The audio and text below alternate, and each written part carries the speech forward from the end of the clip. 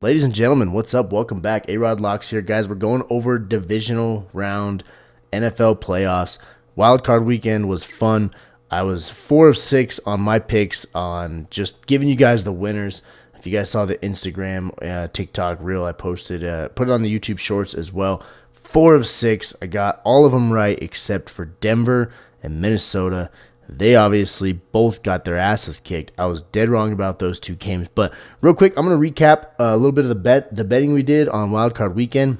And then let's get right into the video. We'll talk about the divisional round, the odds, the spreads, all that stuff, all of the main betting lines. And then, of course, at the end of the video, just like always, I'll give you some player props that I like for the divisional round weekend. Looking at last week's betting over the weekend, we had, starting out with the college football games, Notre Dame money line, that pick hit. That one I actually did not take ahead of time. When Notre Dame went down by 10 points, I smashed the Notre Dame money line because it was plus 320 odds. Sent that one out to the VIPs. Notre Dame obviously came back and won that one, and we cashed. We got a good win there. Texas money line did not hit. We missed out on that one. It was close all the way up until the end. Then obviously you guys saw that fourth and goal from the 8. Jack Sawyer strip sack on Quinn Ewers. That one hurt bad because I'm a diehard Longhorns fan. Bleed burnt orange on that one, so I'm still hurting from that one. Then in the NFL, guys, we had Texans plus 3. That one cashed. Obviously the Texans won that game. We had a teaser with the Broncos plus 11 on the spread.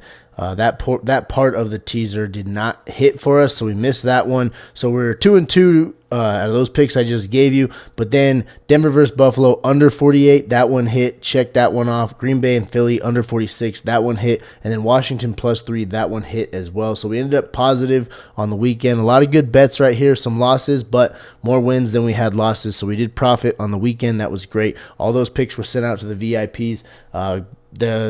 Which one was the free one that I sent? Oh, the Denver Buffalo. I did send that one out to all the free subscribers as well, and that one hit. So if you're in the free and you got that, congrats. We won that one. Big weekend last weekend for football. It was fun. It was a blast. But let's get right into the main point of this video, the divisional round in the playoffs. Let's jump right into the Houston-Kansas City game. That's going to be our first game. That one's Saturday at 2:30. This is Mountain Time. So if you're on the East Coast, it's 4:30. Figure out your time zone, guys. This one's in Arrowhead. It's going to be a cold one, 24 degrees, but cold weather does not concern me. It's precipitation slightly concerns me. Rain, not so much. Snow, not so much. When it's like that icy sleet stuff and it really gets your hands cold, that one can kind of affect games. And this is just talking from personal experience.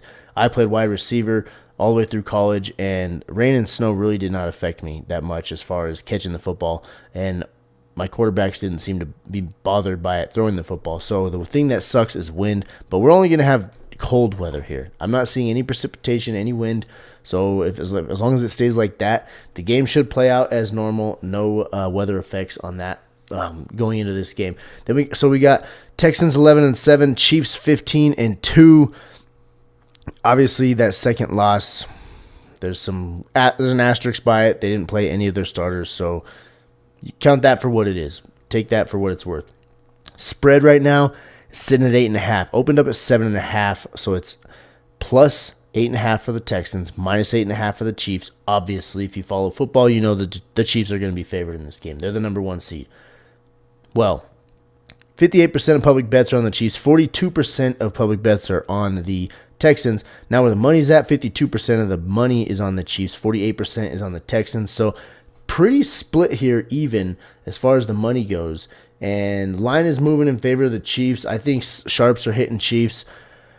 8.5 is a big spread, guys, but we saw the Bills covered it last week against the Broncos, and that game was really tight through about 2.5 quarters. It got out of hand late third quarter, and then the fourth quarter was just awful for the Broncos, and the Bills ended up covering that spread.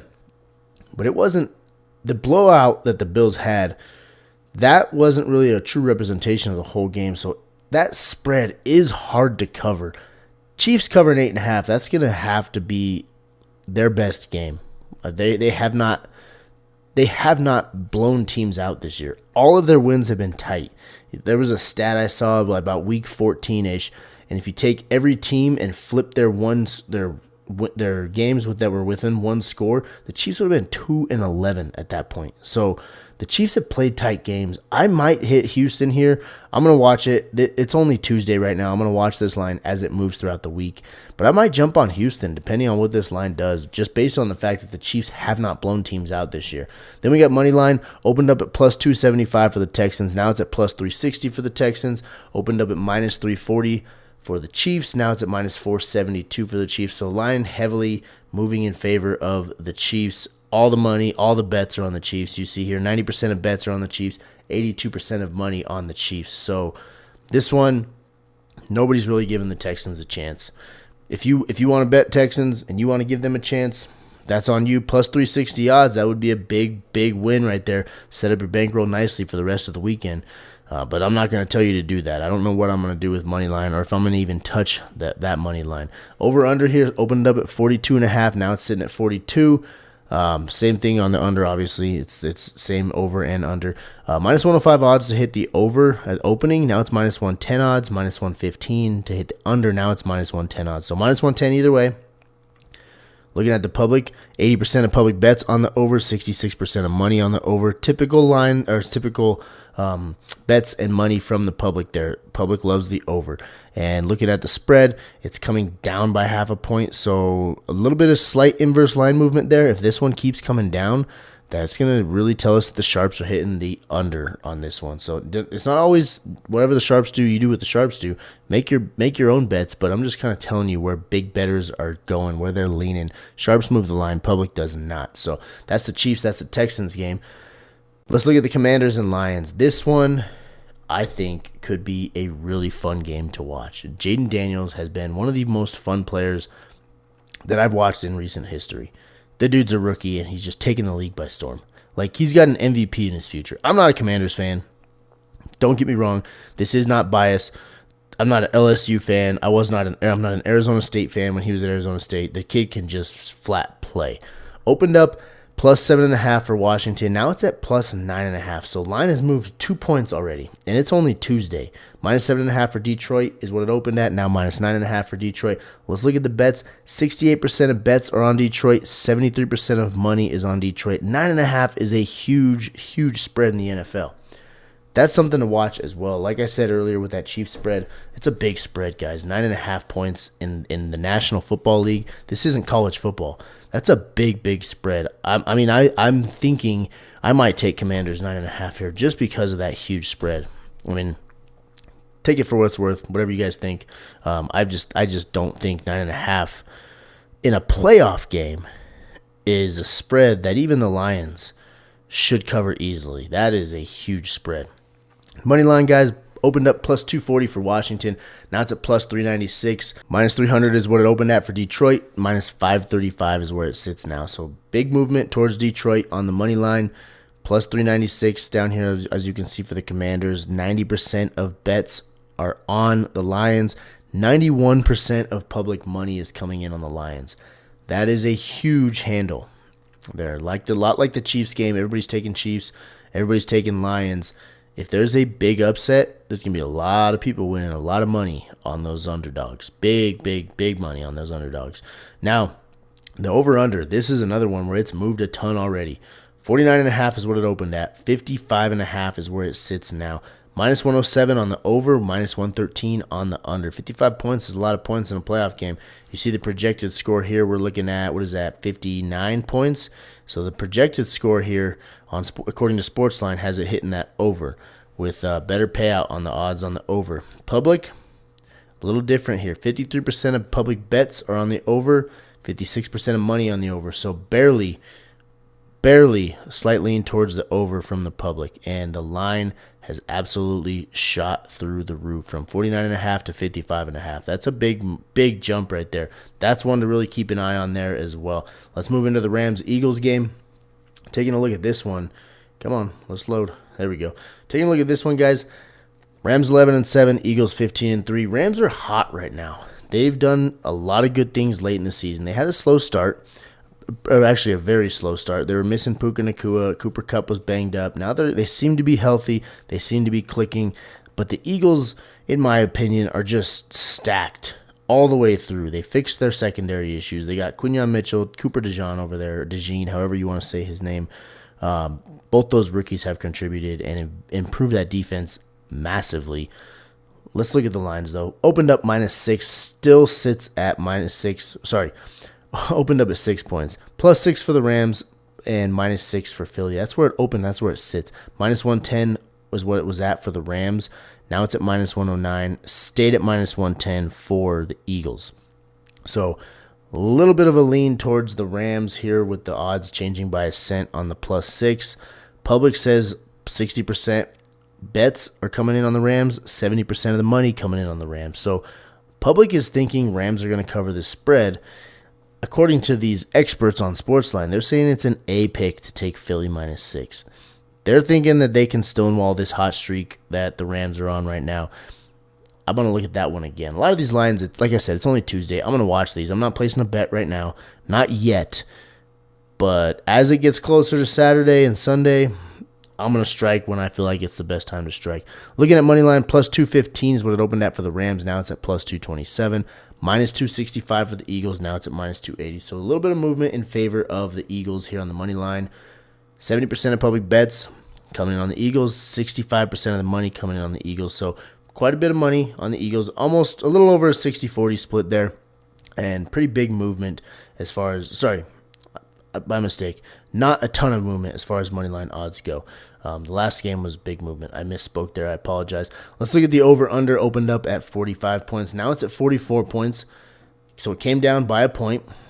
Public bets, 72% on the over. Bets-wise, 61% of the money on the over. So public, again, is on the over. Line's coming down just slightly. It just came down by a point, but that's still a point. A point is, if you see a half a point, I think that kind of generally means that public and sharps are pretty close. Once a whole point is kind of a big move. Like we saw with that Lions game, that was a huge move. This one, a point is it shows some inverse line movement, but nothing that's crazy like that other game, that Lions game. But that actually was not inverse line movement. If I go back and show you, the public is almost 50-50, and that line is moving up fast. So I wouldn't call that inverse line movement, but I would call that more increase on the line than what it should be based on the public bets. So if you can somehow get this back down to 49.5, whether it's a teaser, whatever it may be, I think that's a good bet over 49.5 on that Lions-Rams game. Now, not the Lions-Rams, the Lions-Commanders game. Now, let's look at Buffalo-Baltimore. This, in my opinion, is the best game of the week. You got two teams here that could easily have been the number 1 seed in the AFC, and they're going at it in the divisional round. So this game, I think, is going to be fireworks. It's going to be tight. You see the spread here. Baltimore +1.5 is what it started at. Now Baltimore's at -1. Buffalo was at -1.5. Now they're at +1. This game, 19 degrees. It's going to be cold. It's going to be just a classic football game. Two great teams, cold weather in January. I can't wait for this one. I'm not a Bills or Ravens fan, but I cannot wait for this game. So, like I said, that line did move. Went from plus odds for the Ravens to minus odds. Went from minus odds on Buffalo to plus odds. So we're getting some line movement here. The bets, as you would expect on this tight game here, 53% of public bets are on the Ravens. 61% of money is on the Ravens to cover this spread at -1. So it's basically a pick'em game. You get a 1-point spread in the NFL. That's saying pick your winner. It's not really worth taking the spread here because if you think Buffalo's going to cover that spread +1, then you're telling me that Buffalo's going to win this football game, and you can get it at -103 over here on the money line instead of -110. There's no way Buffalo doesn't win if they. Let me rephrase that. At Buffalo at +1, that's basically saying you're taking a push, or you would win the money line. If they lose by 1, you push. You don't win that bet. You don't lose that bet. But if they win, you would want the better odds on the 103 here. So if you're taking +1, I would definitely go with Buffalo money line. On the other hand, though, Baltimore, if you're going to take the spread on Baltimore, all they got to do is win by a point, and it doesn't matter. They're going to win. You're going to win anything higher than a point, you're still going to cash that out. But I still think Baltimore money line isn't a terrible play, but Baltimore spread is a better payout here. If they're going to win that game, they're more than likely going to win it by more than 1 point. If you guys are tracking what I'm saying there. Kind of confusing how I worded it, but hopefully you tracked what I was saying there. Money line's better on Buffalo if you think they're going to win. Spread is better on Baltimore if you think they're going to win as far as payout goes. But let's look at the money line. Plus 106 is what it opened at for the Ravens. Minus 117 is what it's at now. Minus 124 is what it opened at for Buffalo. Minus 103 is where it sits now. Public here is pretty much 50-50. 49% of public bets are on the Ravens. 51% of public bets are on the Buffalo. 53% of money on the Ravens. 47% of money on Buffalo. So we got a little bit of movement here towards the Ravens. They opened up at plus odds. Now they're at minus odds. Buffalo opened up at minus 124. Still minus odds, but minus 103 odds. So more money on Baltimore, slightly from the public, but pretty big shift in the odds there, going from plus odds to minus odds on Baltimore money line. Over under here opened up at 51.5. It still sits at 51.5. Minus 109 on the over, minus 111 on the under. Public is saying 62% of people are saying it's going over, but 56% of the money is on the under. So this one's kind of one of those wonky ones where there's more bets on them on one side, but more money on the other side. Line still sits right at 51.5. That one hasn't moved at all. There's your lines, guys, for the divisional round playoff games. That's your main betting line. Spread, money line, over, under. Place your bets as you will. This is me giving you the information so you can make educated bets and kind of do what you want here. Read the lines. I wouldn't smash anything right now. I'm going to watch these lines as they move and as this week develops leading up to game times. But with that being said, let's move into the player props now. Now for these player props, if you're in a state that allows daily fantasy apps only, no sports books, Sleeper's where you're going to get these at. These lines are different on Sleeper from anything, a lot of these from anything you're going to see right here on Outlier that I've got pulled up. There's one line that's the same, but the rest of these other three of these four are actually different on Sleeper, and they're more in our favor. So take these on Sleeper. If you don't have that app yet, use promo code AROD. You'll get $55 free when you bet $5. I'll leave a link in the description down here below. If you're in a state that allows sportsbooks but doesn't allow daily fantasy apps, there are some states that are like that. BetMGM is where you can get all four of these picks. I'll leave a link in the description down below for BetMGM as well. You get up to $1,500 in bonus bets if you're new to BetMGM. So link for BetMGM and Sleeper are down below. On Sleeper, use promo code AROD. You'll get that deal that I told you about, $55 when you bet $5. Pretty sweet deal for Sleeper to give out $55. I mean, you do have to deposit and make a $5 entry, but $5 isn't a ton when you're getting $55 absolutely free, just kind of handed to you. So, first one here, we got Khalil Shakir. We're taking him to get at least 4 receptions. I know it says over 4.5 right here, but Sleeper actually lets us adjust this a little bit. So, all he needs is at least 4. At 4.5, he needs 5 to cover it. Looking at his graph, this is his last 10 games. Khalil Shakir has been just a target demon. They are feeding him the ball. Looking at right here, Baltimore against receivers, ranked 26th in allowing receptions to receivers. So that favors us. They are bottom 6 in the league in giving up receptions to receivers. And Khalil Shakir has been catching a shit ton of balls anyways. He caught 6 against Denver. He did have these down games right here, 2 and 3 against New England and the Jets. But these 2 games are kind of his outlier for what he's been doing in the last 10. This game here where he caught 4 doesn't show that he's covering it here, but it would cover in our pick. This game here, it's where he needs at least 4 receptions on Sleeper. So you can't push. If he gets 4, we win it. So in 8 of these 10 games, he's hitting our line. Take Khalil Shakir over 4 receptions, at least 4 receptions. That's what I'm trying to get to. This one I think is a no-brainer pick. They're feeding him the rock. Take Khalil Shakir over. Then we got Jared Goff here, passing yards. This one, it says 269 right here. We're actually on Sleeper. We're going to get him at 265.5 passing yards. So 4 yards, it may seem like a small amount, but in reality, over a long game, 4 yards can mean a lot. I mean, you guys see, just for example, over a whole season, I don't know if you guys have heard this yet, but David Montgomery's rushing total was 775.5 yards on the season. He got hurt at 775 yards. So that's over a whole season. It came down to a half a yard. over a game, 4 yards could mean a lot. Looking at his graph here, you see 5 out of the last 10 games he's been over it. Actually, if you count this one right here where it's 269, like I said, 4 yards could mean a lot. That would have hit with our pick. We get 265 yards, 65.5 instead of 269.5. So we would have hit that one. So 6 of the last 10. Goff has been over it. He's been on fire. This is the playoffs now, guys. Jared Goff is going to turn it on. In my opinion, I think the Lions are hot right now. They're hungry. They've never won a Super Bowl. They've never even been to a Super Bowl. Jared Goff turns it up. Take him over 265.5 yards on Sleeper. Now here we got Texans, Chiefs, CJ Stroud.